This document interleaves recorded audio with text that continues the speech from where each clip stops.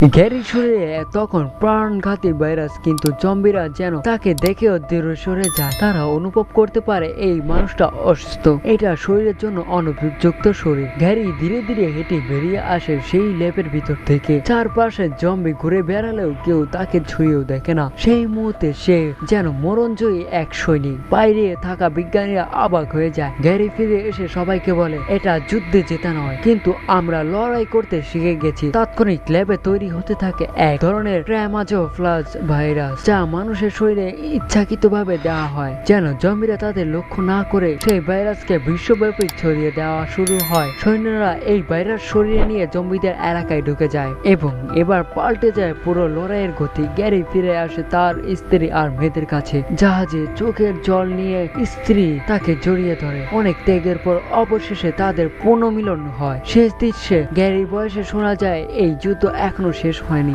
জম্বির বিরুদ্ধে লড়াই চলবে, কিন্তু মানুষ জানে কিভাবে টিকে থাকতে হয়। এই মুভিটা এখানেই শেষ হয়ে যায়। যদি মুভির এক্সপ্লেনেশনটা ভালো লেগে থাকে অবশ্যই চ্যানেলটা সাবস্ক্রাইব করে আমাদের পাশেই থাকুন।